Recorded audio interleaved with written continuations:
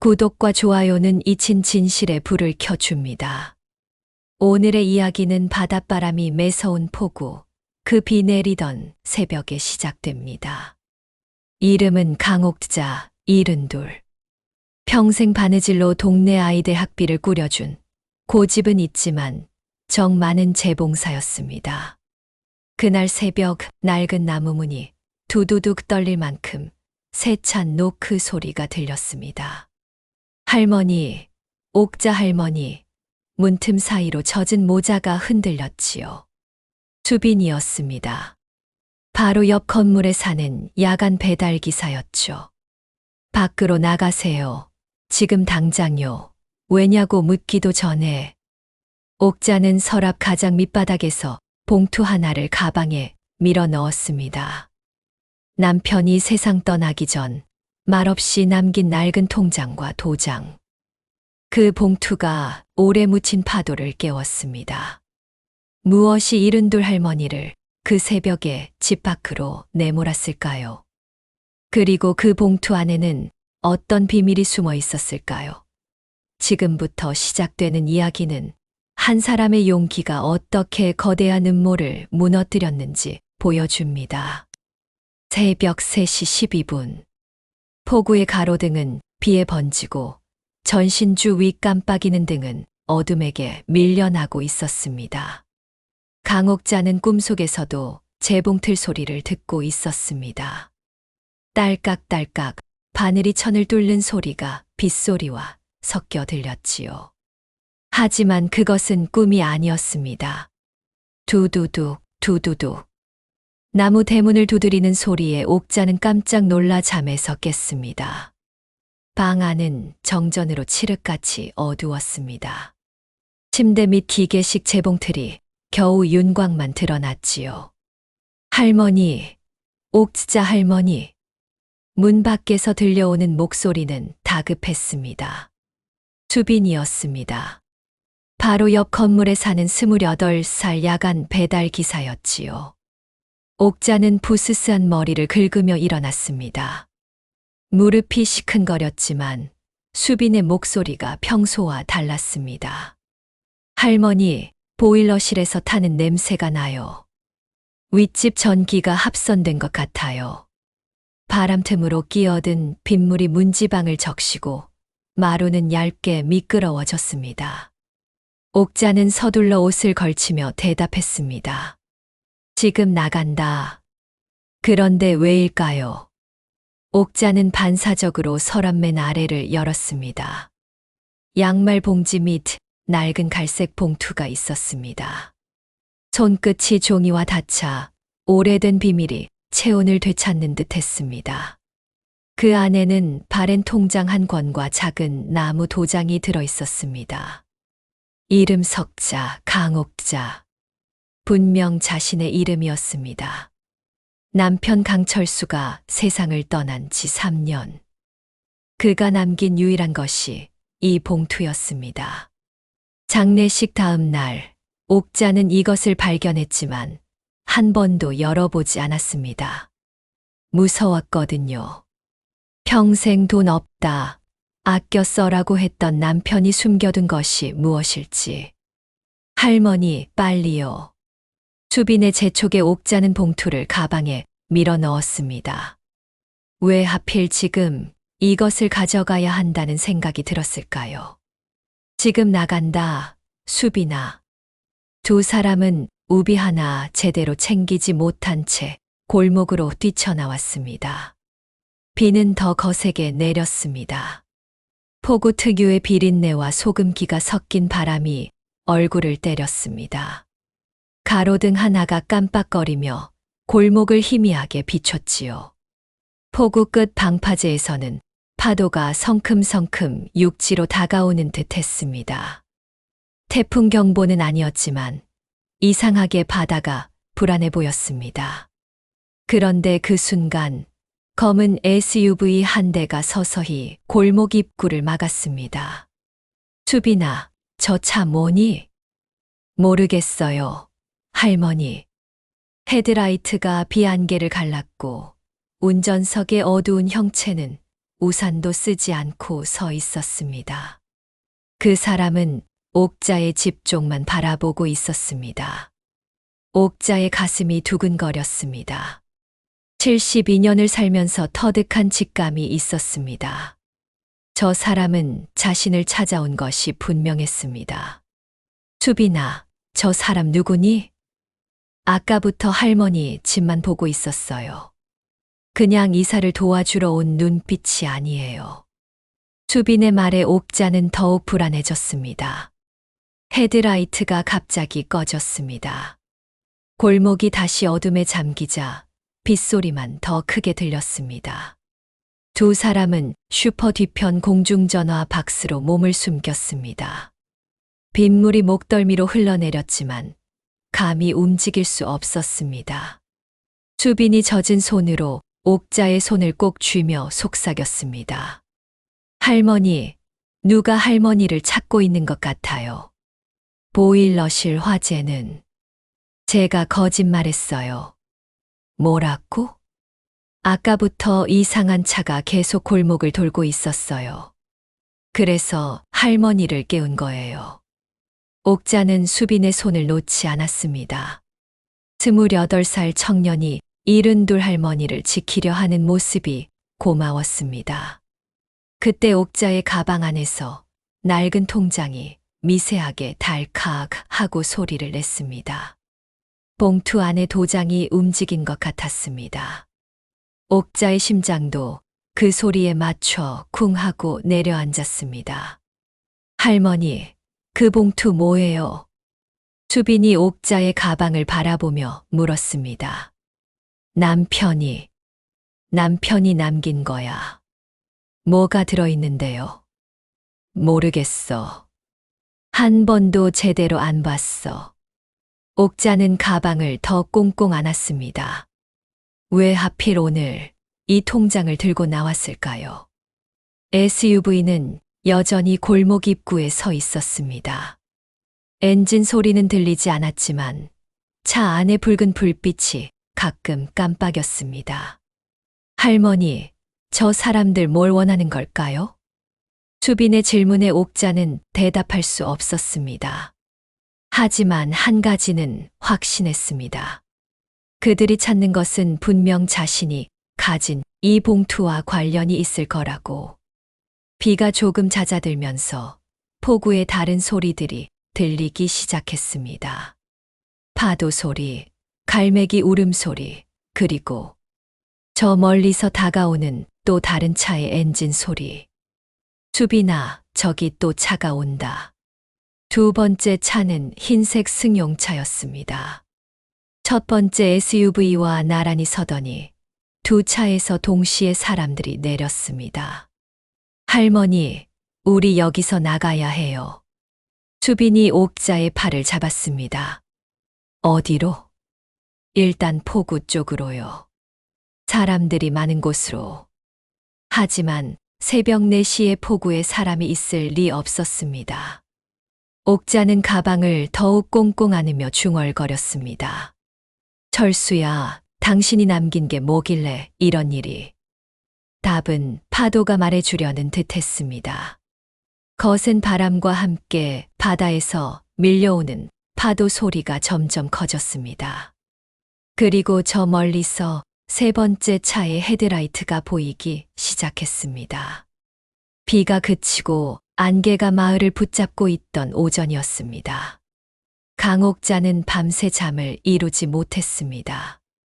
검은 SUV의 그림자가 자꾸 눈앞에 어른거렸거든요. 이모. 오랜만에 듣는 목소리에 옥자는 깜짝 놀랐습니다. 현관 앞에 서 있는 건 장상호, 막내 동생 아들의 아들이었습니다. 서류 봉투를 든 손목에 고가 시계가 번쩍였지요. 세상 무서워요, 이모. 밤엔 혼자 나다니지 마요. 제가 모실게요. 그의 말투는 공손했지만 집 안 구조를 훑은 눈은 너무 익숙했습니다. 마치 이미 여러 번 와본 것처럼 말이지요. 수빈이 배달 상자를 안고 마루 끝에 조용히 앉았습니다. 조카분. 도시에서 오셨어요? 예. 개발 사업합니다. 상호의 대답은 짧고 단단했습니다. 그는 옥자에게 서류 봉투를 내밀었습니다. 이모, 요즘 재개발 이슈가 커요. 집 명의도 오래됐고, 제가 서류 좀 정리해 드릴게요. 봉투에서 나온 것은 명도 합의서 초안이었습니다. 세입자도 없는데 세입자 권리 포기란이 채워져 있었고, 하단에는 보지 못한 법인의 직인 칸이 비어 있었습니다. 상호가 떠난 후 포구엔 금세 소문이 돌았습니다. 어업조합 배상금이 30년 전에 사라졌는데 그게 누군가의 통장으로 흘러들어갔다는 이야기였습니다. 그날 저녁 옥자는 수빈에게 낡은 통장을 보여줬습니다. 표지는 바래고 모서리는 닳아 종이가 솜처럼 일어났지요. 거래 내역은 촘촘했습니다. 큰 금액은 아니었지만 매 분기마다 일정한 돈이 들어왔습니다. 할머니, 이거 보세요. 수빈이 눈살을 좁혔습니다. 입 근처에 똑같은 도장이 반복돼 있어요. 여수해상은행 분점, 지금은 사라진 지점이에요. 요즘 같으면 자동이체나 FC가 기본인데 일부러 흔적을 오프라인에 가둬둔 것 같아요. 게다가 입금 간격이 조합 배당 주기랑 비슷해요. 수빈의 말이 옥자의 귓속에서 오래 맴돌았습니다. 남편은 평생 바다로 나갔고 돌아오지 않던 밤도 많았지요.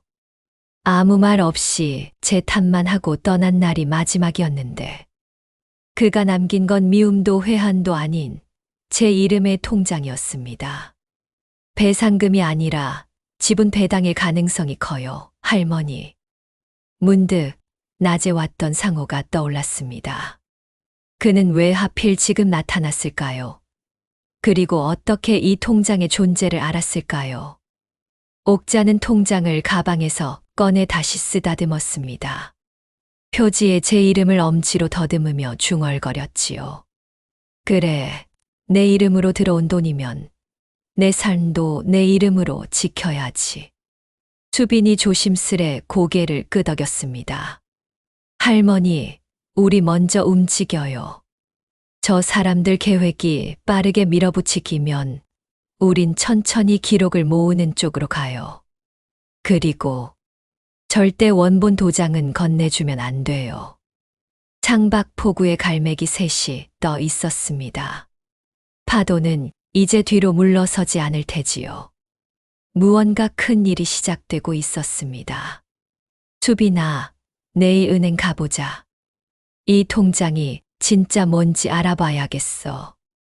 옥자의 목소리에는 결심이 서려 있었습니다. 70년을 살아온 여자의 직감이 말하고 있었거든요. 이 작은 통장 하나에 자신도 모르는 큰 비밀이 숨어 있다고.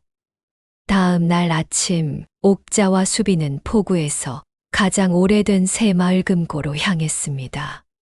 안개가 걷히자 바다가 평온해 보였지만 두 사람의 마음은 그렇지 않았습니다. 할머니, 원본은 절대 보여주시면 안 됩니다. 사본만 가지고 가세요. 수빈이 복사기 앞에서 조심스럽게 통장을 스캔했습니다. 오래된 종이가 찢어질까 봐 한 장 한 장 정성스럽게 다뤘지요. 금고 창구에서 김 과장이 사본을 들여다보았습니다. 어머, 옥자 할머니. 이거 정말 오래된 통장이네요. 여수해상은행. 우리가 합병하기 전 은행이에요. 그럼 기록이 남아 있나요? 본점 아카이브에 요청해야 할 것 같아요. 하지만 30년 전 자료라. 시간이 좀 걸릴 거예요. 옥자의 표정이 어두워졌습니다. 시간이 없었거든요. 어제 상호가 말한 재개발 일정을 보면 이미 모든 게 빠르게 진행되고 있는 것 같았습니다. 과장님, 혹시 조합 배당 관련 기록은 어떻게 확인하나요? 수빈이 끼어들었습니다. 아, 그건 어업조합에 직접 가셔야 해요. 우리 은행은 단순히 송금만 처리했을 거거든요. 금고를 나서며 옥자는 원본 통장을 가슴에 꽁꽁 안았습니다. 수빈아, 어업조합도 가봐야겠어. 할머니, 그 전에 뭔가 이상해요. 수빈이 골목 끝을 가리켰습니다. 어제 봤던 검은 SUV가 또 다시 멀찍이 서 있었습니다. 저들이 우리 움직임을 계속 지켜보고 있어요. 뭔가 급한 일이 있는 것 같아요. 두 사람은 뒷골목으로 돌아서 어업조합 사무소로 향했습니다. 조합장 박 씨는 옥자를 반갑게 맞았지만 통장 사본을 보자 표정이 굳어졌습니다. 옥자 할매, 이거 어디서 났어? 우리 집에 있던 거예요. 남편이 숨겨뒀더라고요. 박 조합장이 서류함을 뒤적이더니 낡은 장부를 꺼냈습니다. 30년 전에 조합 보상금 문제로 큰 일이 있었어. 일부 조합원들이 지분을 개인 명의로 빼돌렸다는 소문이 있었거든. 그럼 이 통장이? 아마도 그때 빼돌린 지분의 배당금일 가능성이 높아. 철수 형이 그런 일에 관련됐다니. 믿기지 않네. 옥자의 다리에 힘이 풀렸습니다. 남편이 조합원들을 속였다는 말인가요? 하지만 할매, 이상한 건 이 지분이 아직도 유효하다는 거야. 보상금은 이미 다 나간 줄 알았는데. 그때 조합 사무실 문이 갑자기 열렸습니다. 상호가 정장을 말끔히 차려입고 들어왔습니다. 이모, 여기 계셨네요. 상호의 뒤로 정체불명의 남자 둘이 따라왔습니다. 그 중 한 명은 어제 SUV에서 봤던 인물이었습니다. 이모, 말씀드렸잖아요. 서류 정리는 제가 다 해드린다고. 왜 혼자 돌아다니세요? 박 조합장이 불편한 기색을 보였습니다. 상호야, 할매는 조합원 가족이야. 당연히 자료 열람할 권리가 있어. 조합장님, 저희가 이미 법적 절차를 밟고 있는 사안입니다. 개인이 함부로 개입하시면 곤란해요. 상호의 말투가 급변했습니다. 아까까지의 공손함은 온데간데 없었지요. 수빈이 몰래 휴대폰 녹음 버튼을 눌렀습니다. 할머니, 우리 이제 가요. 잠깐. 상호가 옥자의 팔을 붙잡았습니다. 이모, 그 통장 원본 좀 보여주세요. 확인해야 할 게 있어요. 왜 원본을 봐야 하는데? 법적 효력 검증을 위해서요. 사본으로는 안 됩니다. 옥자가 뒤로 물러섰습니다. 수빈의 경고가 떠올랐거든요. 원본은 안전한 곳에 보관하고 있어요. 필요하면 나중에. 이모, 시간이 없어요. 재개발 일정이 빠듯해서 오늘 안에 서류를 정리해야 합니다. 그때 박 조합장이 끼어들었습니다. 야, 상호야. 할매를 너무 재촉하지 마라. 그리고 여기는 조합 사무실이야. 예의 좀 지켜. 상호의 표정이 싸늘해졌습니다. 조합장님도 조심하세요. 30년 전 일에 대해 모르는 게 약이에요. 위협적인 말을 남기고 상호 일행이 나갔습니다. 박 조합장이 한숨을 쉬었습니다. 옥자 할매 조심해. 저 놈들 보통이 아니야. 그리고 이 통장은 정말 중요한 증거일 수도 있어. 무슨 증거요? 30년 전 사라진 보상금의 행방을 밝힐 수 있는 유일한 단서 말이야. 옥자는 가슴이 두근거렸습니다. 자신이 가진 작은 통장이 이렇게 큰 비밀을 담고 있을 줄은 꿈에도 몰랐거든요. 할머니, 우리 빨리 원본을 더 안전한 곳으로 옮겨야 해요. 수빈의 제안에 옥자는 고개를 끄덕였습니다. 이제 진짜 전쟁이 시작된 것 같았습니다. 그날 오후 옥자의 집 앞에는 평소보다 많은 사람들이 모여 있었습니다. 상호와 함께 온 정장 차림의 남자가 눈에 띄었지요. 그는 자신을 백 팀장이라고 소개했습니다. 할머니, 좋은 소식이 있어서 왔습니다. 백 팀장의 목소리는 달콤했지만 눈빛은 차갔습니다. 재개발 보상금이 예상보다 많이 나왔어요. 하지만 조건이 있습니다. 오늘 안에 계약서에 사인을 해주셔야 해요. 수빈이 배달 가방을 메고 마루에 앉으며 눈짓을 보냈습니다. 가방 속에는 휴대용 녹음기가 숨겨져 있었지요. 무슨 계약이에요? 옥자가 조심스럽게 물었습니다. 집과 땅을 무상으로 양도하시는 대신 재개발 후 새 아파트 한 채를 드리는 거예요. 게다가 이주비까지 챙겨드립니다.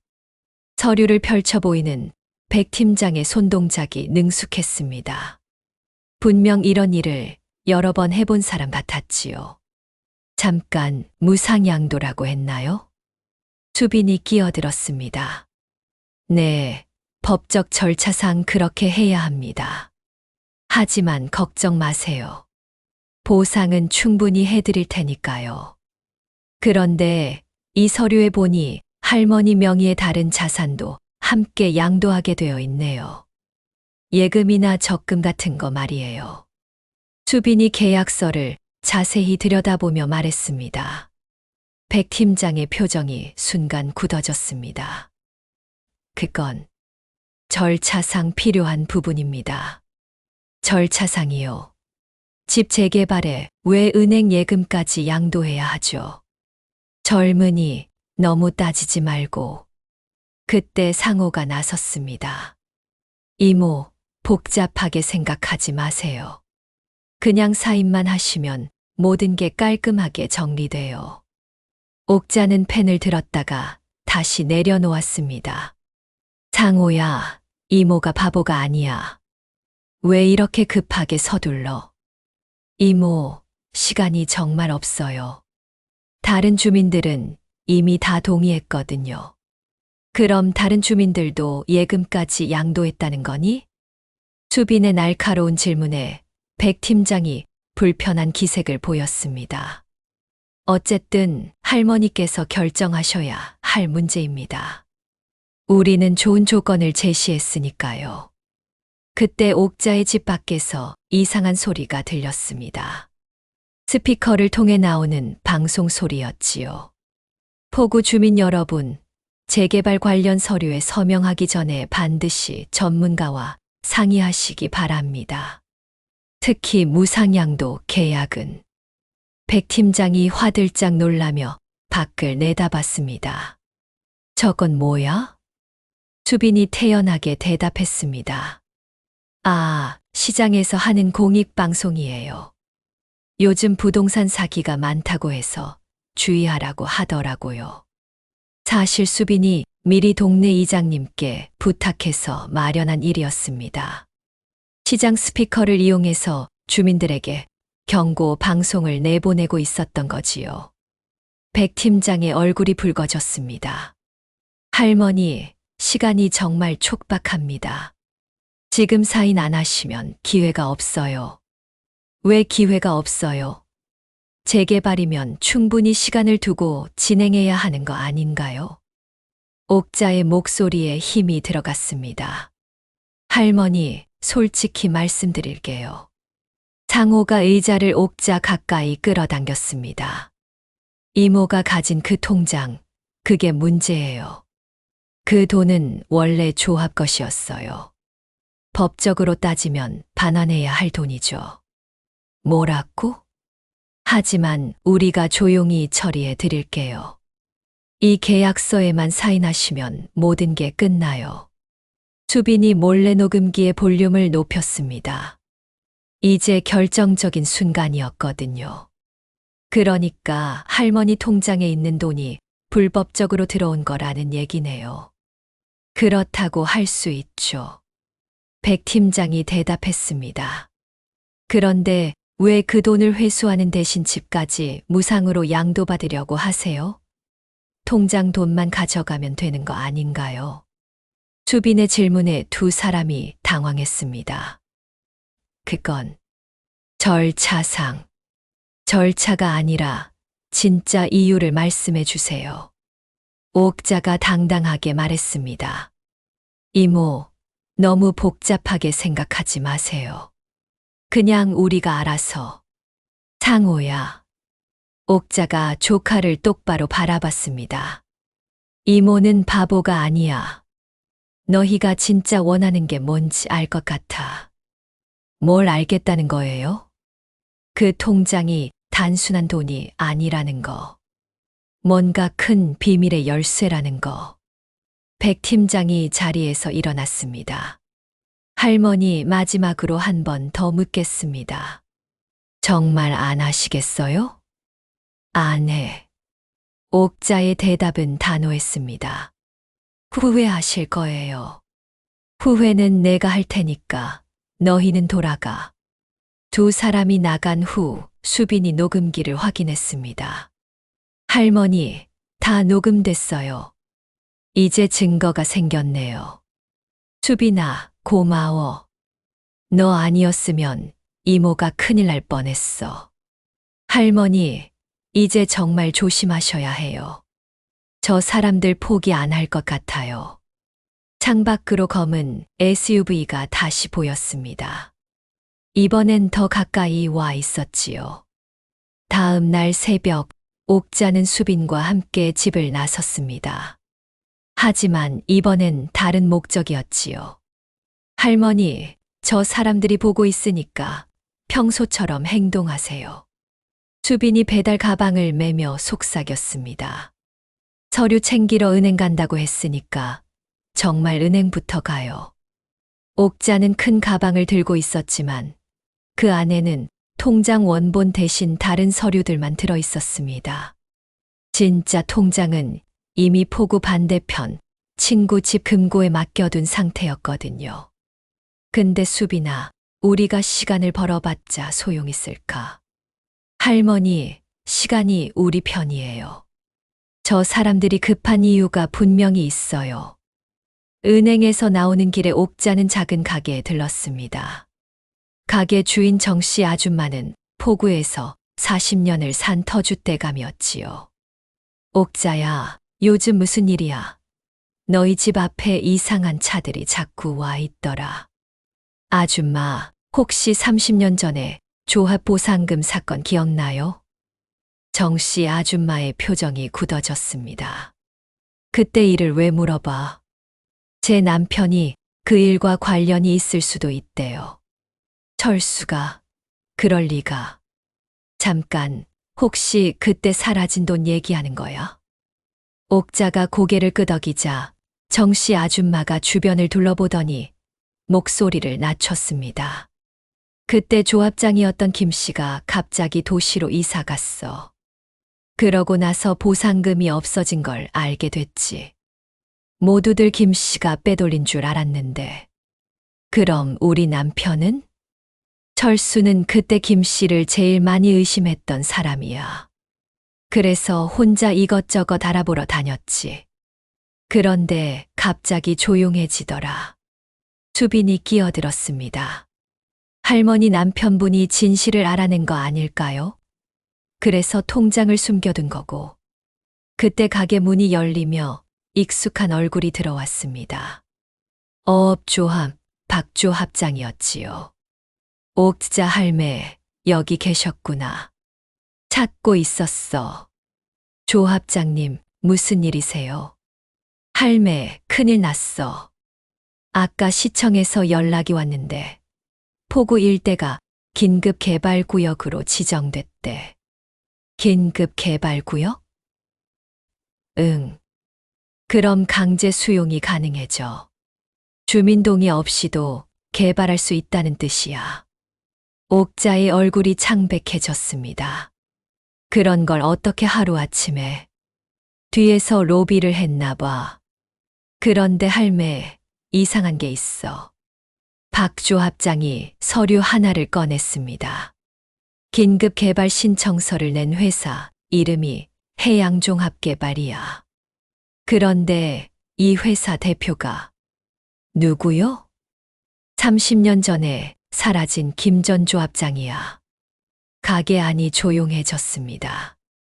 그럼 김 씨가 다시 나타났다는 얘기네요. 수빈이 물었습니다. 그뿐만 아니야. 이 회사의 할매 조카 상호도 임원으로 들어가 있어. 옥자는 다리에 힘이 풀렸습니다. 상호가 처음부터 계획된 일을 벌인 거였습니다. 할머니, 이제 상황이 심각해졌어요. 빨리 대응해야 해요. 정씨 아줌마가 나섰습니다. 옥자야, 혼자 당할 일이 아니야. 동네 사람들한테 알려야 해. 맞아. 이건 옥자 할매만의 문제가 아니라 우리 모두의 문제야. 박조 합장도 동의했습니다. 그날 저녁 옥자의 집에는 포구 주민들이 하나둘 모여들었습니다. 생선가게 사장님, 슈퍼 아줌마, 선착장 관리인, 노인회 회장님까지. 할매, 우리가 증인이 되어줄게. 그래, 30년 전 일도 우리가 기억하고 있어.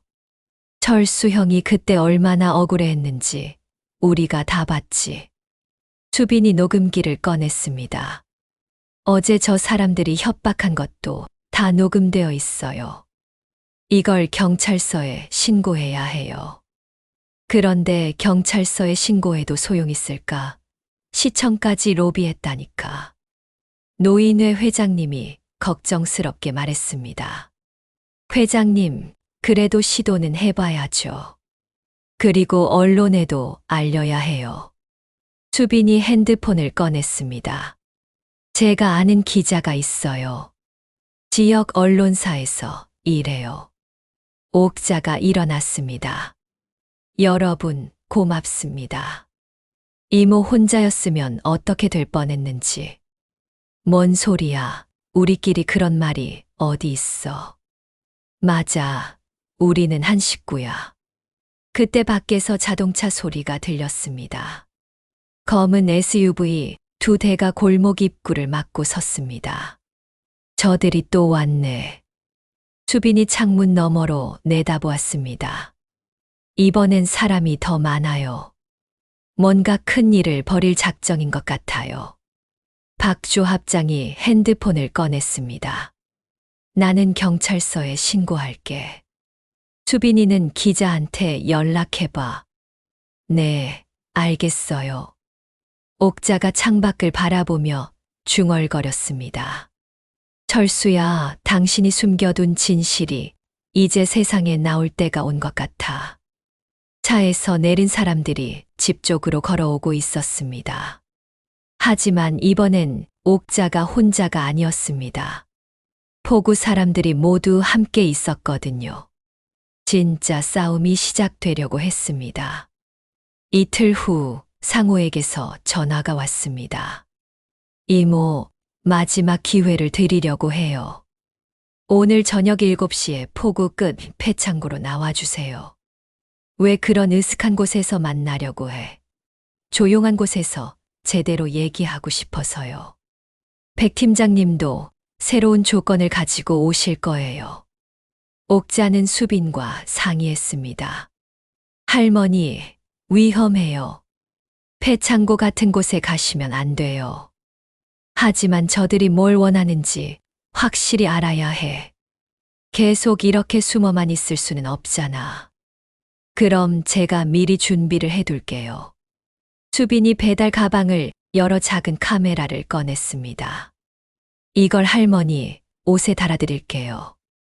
그리고 제가 창고 근처에서 대기하고 있을게요. 저녁 7시 폐창고는 어둠에 쌓여 있었습니다. 바다에서 불어오는 바람이 녹슨 철문을 덜그럭거렸지요. 옥자가 들어서자 백 팀장과 상호가 이미 기다리고 있었습니다. 탁자 위에는 여러 서류와 계산기, 그리고 현금 다발이 놓여 있었습니다. 어서 오세요, 할머니. 백 팀장이 의자를 권했습니다. 오늘은 정말 좋은 조건을 가져왔어요. 어떤 조건이요? 현금 5억 즉시 지급합니다. 대신 할머니가 가진 모든 권리를 저희에게 양도해 주세요. 옥자의 눈이 휘둥그레졌습니다.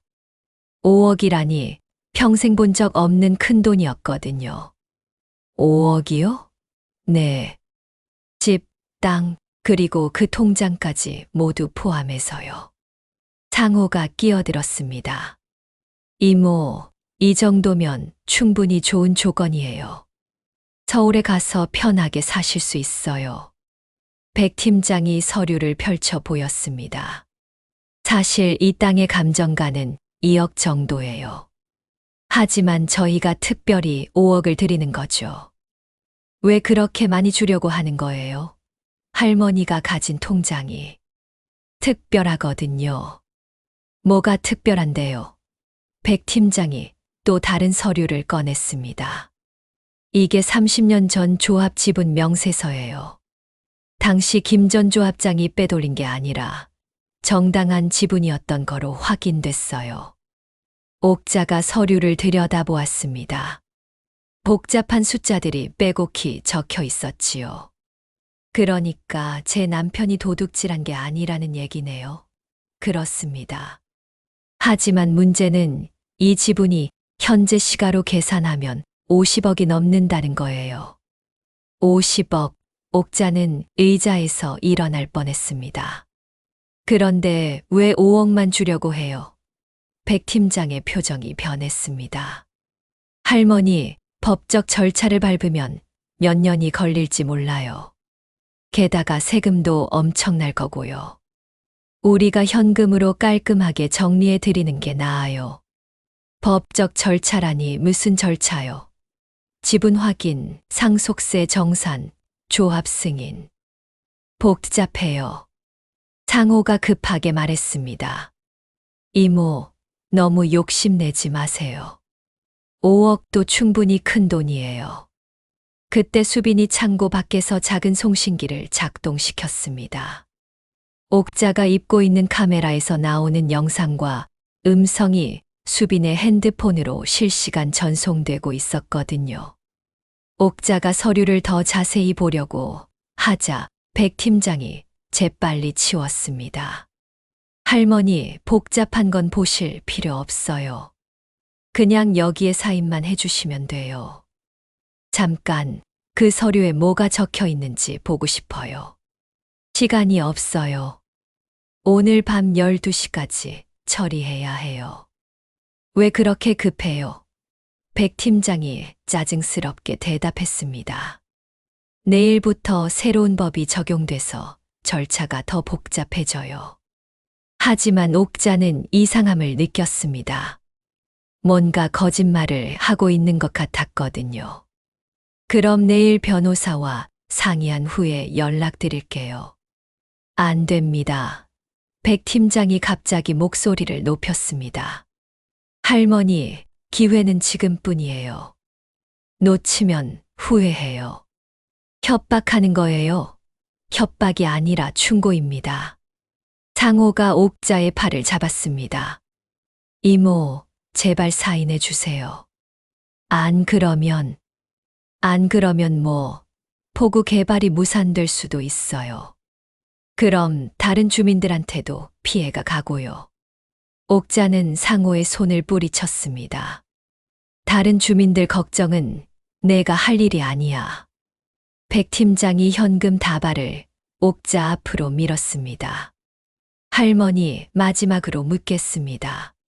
정말 안 하시겠어요? 안 해. 그럼 어쩔 수 없네요. 백 팀장이 핸드폰으로 누군가에게 전화를 걸었습니다. 네, 실패했습니다. 다음 단계로 진행하세요. 옥자의 가슴이 두근거렸습니다. 다음 단계라니 뭘 계획하고 있는 걸까요? 그때 창고 밖에서 수빈의 목소리가 들렸습니다. 할머니, 경찰이 와요. 백 팀장과 상호가 당황했습니다. 뭐야, 경찰을 불렀어? 당연하죠. 협박당하고 있는데. 경찰차 사이렌 소리가 점점 가까워졌습니다. 수빈이 미리 신고해 둔 덕분이었지요. 백 팀장이 서류들을 급하게 가방에 집어넣으며 말했습니다. 할머니, 오늘은 이만 가겠어요. 하지만 이게 끝이 아니에요. 두고 보자고요. 옥자의 목소리에는 더 이상 두려움이 없었습니다. 이틀 후, 옥자는 여수해상은행 본점에서 중요한 서류를 받았습니다. 30년 전 거래 기록을 모두 복원한 배당 연결 확인서였지요. 할머니, 이거 대단해요. 수빈이 서류를 보며 흥분했습니다. 여기 보세요. 할머니 남편분이 받은 돈은 배상금이 아니라 정당한 조합 지분 배당이었어요. 그것도 김 전 조합장이 승인한 거고요. 그럼 우리 남편이 잘못한 게 없다는 얘기네. 네, 오히려 피해자였어요. 김 조합장이 나중에 다른 돈을 빼돌리고 도망간 거였거든요. 그날 오후 상호에게서 다시 전화가 왔습니다. 이모, 마지막 제안이 있어요. 포구 선착장에서 만나요. 또 무슨 꿈틀이야? 이번엔 정말 공정한 거래를 하려고 해요. 김 전 조합장도 직접 오실 거예요. 옥자와 수빈은 이번에도 준비를 철저히 했습니다. 박 조합장과 포구 주민들이 멀리서 지켜보기로 했고, 수빈은 송신기를 여러 개 준비했지요. 선착장에는 상호와 백 팀장, 그리고 낯선 노인이 기다리고 있었습니다. 60대 후반으로 보이는 그 노인이 김 전 조합장이었습니다. 오랜만이야, 옥자. 김 전 조합장이 먼저 말을 걸었습니다. 30년 만이네, 김씨. 그동안 많이 힘들었지. 철수 형 때문에. 무슨 소리야? 철수 형이 조합 돈을 빼돌린 걸 모르는 척했구나. 옥자의 얼굴이 붉어졌습니다. 우리 남편이 언제 돈을 빼돌렸다고? 김 전 조합장이 서류 하나를 꺼냈습니다. 여기 증거가 있어. 철수 형이 내 도장을 위조해서 돈을 빼낸 거야. 하지만 옥자는 이미 준비가 되어 있었습니다. 김 씨, 내가 거짓말하고 있다는 걸 이미 알고 있어. 옥자가 은행에서 받은 확인서를 꺼냈습니다. 이게 뭔지 알아? 김 전 조합장의 표정이 변했습니다. 배당 연결 확인서야.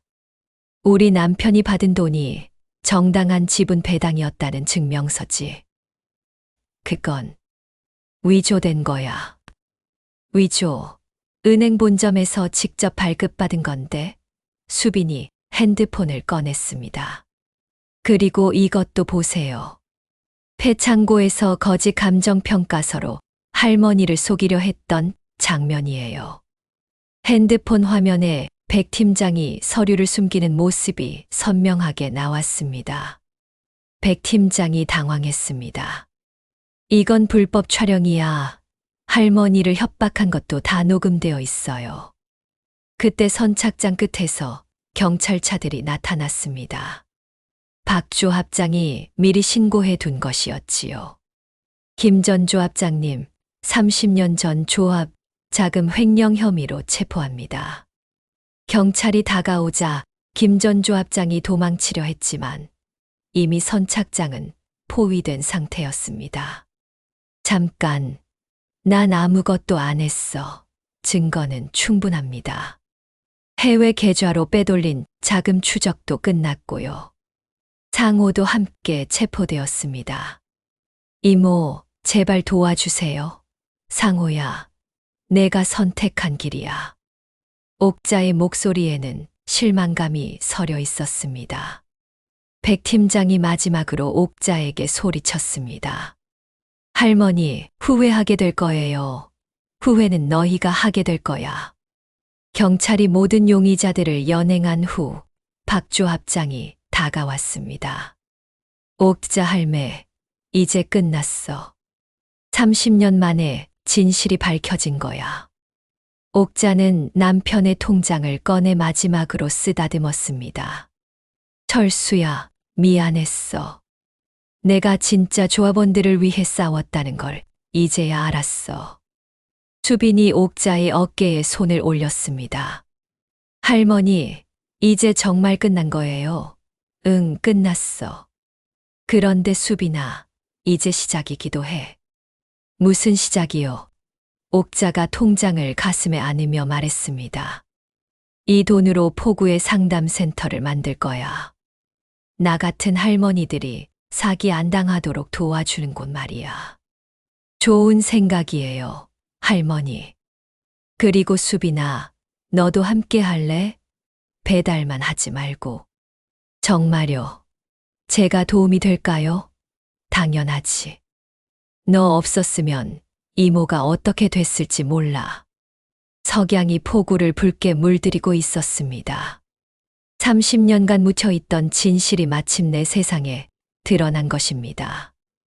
옥자는 통장 마지막 장을 펼쳤습니다. 거기에는 남편의 손글씨로 작은 메모가 적혀 있었습니다. 옥자야, 이건 돈이 아니라 내 이름으로 살아온 증서다. 언젠가 진실이 밝혀지는 날, 이걸 올바른 곳에 써달라. 옥자의 눈에 눈물이 맺혔습니다. 철수야, 약속할게. 이 돈으로 좋은 일 하겠어. 바다에서 불어오는 바람이 따뜻했습니다. 이제 정말 새로운 시작이었습니다. 6개월 후 포구에는 작지만 따뜻한 간판이 하나 생겼습니다. 포구 생활상담센터라고 적힌 파란 간판이었지요. 옥자는 아침마다 센터 문을 열고 차를 끓였습니다. 수빈은 배달 일을 줄이고 오후에는 센터에서 일했지요. 할머니, 오늘도 상담 예약이 3건 들어왔어요. 그래. 누구야? 옆 동네 박할머니는 땅 문제고 김 아저씨는 사기 문자 관련이에요. 그리고 수빈이 잠깐 머뭇거렸습니다. 그리고 뭐야? 서울에서 온 젊은 여자분인데 아버지가 남긴 유산 문제라고 하네요. 옥자가 고개를 끄덕였습니다. 그래, 다 받아들여야지. 우리가 도움이 될 수 있으면. 점심 무렵 서울에서 온 여성이 센터를 찾았습니다. 30대 초반으로 보이는 깔끔한 차림의 여성이었지요. 안녕하세요.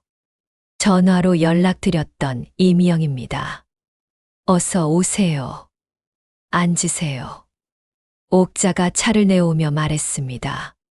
무슨 일로 이렇게 먼 곳까지 오셨어요? 미영이 서류 봉투를 꺼냈습니다. 아버지가 돌아가시기 전에 이걸 남기셨어요. 그런데 뭔지 모르겠더라고요. 봉투 안에는 낡은 통장과 서류들이 들어 있었습니다. 옥자가 보니 자신이 가졌던 것과 비슷한 형태였지요. 아버지는 평생 어업에 종사하셨는데 이런 통장이 있는 줄 몰랐어요. 수빈이 서류를 살펴보았습니다. 할머니, 이것도 조합 관련 지분인 것 같아요. 그런데 최근에 개발업체에서 연락이 와서 이 통장을 팔라고 하더라고요. 엄청난 돈을 준다면서요. 옥자와 수빈이 눈을 마주봤습니다. 미영 씨, 혹시 그 개발업체 이름이 뭐예요? 신해양개발이라고 했어요. 아, 또 시작되는군. 옥자가 한숨을 쉬었습니다. 미영 씨, 섣불리 계약하시면 안 돼요. 우리가 도와드릴게요. 정말요? 고맙습니다. 그날 저녁 옥자와 수빈은 대책을 세웠습니다. 할머니, 이런 사건이 계속 생길 것 같아요. 그렇겠지. 욕심 많은 사람들은 어디든 있으니까. 그럼 우리 센터를 좀 더 확장해야겠어요. 다른 지역에도 알려서. 옥자가 창밖을 바라보았습니다. 포구의 밤바다가 잔잔했지요. 수빈아, 우리가 이런 일 하는 게 맞나? 왜요? 갑자기. 나는 그냥 평범한 할머니인데 이런 큰일을 할 수 있을까 싶어서. 수빈이 옥자의 손을 잡았습니다. 할머니, 평범한 사람이 세상을 바꾸는 거예요. 할머니처럼 용기 있는 평범한 사람들이. 다음 날 센터에는 미영뿐만 아니라 다른 상담자들도 찾아왔습니다. 소문이 나면서 멀리서도 사람들이 왔지요. 할머니, 이제 정말 바쁘실 것 같아요. 바쁜 게 좋아. 그만큼 우리가 필요하다는 뜻이니까. 저녁 무렵 옥자는 남편의 통장을 다시 꺼내 보았습니다. 이제는 센터 금고에 보관하고 있지만 가끔 꺼내서 보곤 했습니다. 철수야, 내가 남긴 게 정말 좋은 씨앗이 됐어. 통장 마지막 페이지의 메모를 다시 읽어보았습니다. 이건 돈이 아니라 내 이름으로 살아온 증서다. 옥자는 미소를 지었습니다. 맞아. 이제 내 이름으로 살아가고 있어. 그리고 다른 사람들도 자기 이름으로 살 수 있도록 도와주고 있고. 창밖에서 갈매기 소리가 들렸습니다. 새로운 하루가 시작되려고 했지요. 수빈이 내일 일정을 정리하며 말했습니다. 할머니, 내일은 인근 세계 마을에서 찾아온다고 했어요. 우리 센터 모델을 배우고 싶다고. 그래, 좋구나. 우리가 시작한 작은 불씨가 점점 번져나가는군. 네, 그리고 지역 신문사에서 인터뷰 요청도 왔어요. 옥자가 고개를 저었습니다. 인터뷰는 사양할래. 우리는 그냥 묵묵히 할 일만 하자. 알겠어요, 할머니. 밤이 깊어가며 폭우가 조용해졌습니다. 하지만 센터의 작은 불빛은 여전히 켜져 있었지요. 언제든 도움이 필요한 사람이 찾아올 수 있도록. 옥자는 마지막으로 센터를 둘러보며 중얼거렸습니다. 누군가 서류를 들이밀면 사인하기 전에 먼저 우리에게 전화하세요. 이것이 포구생활상담센터의 첫 번째 원칙이었습니다. 그리고 아마도 가장 중요한 원칙이기도 했지요.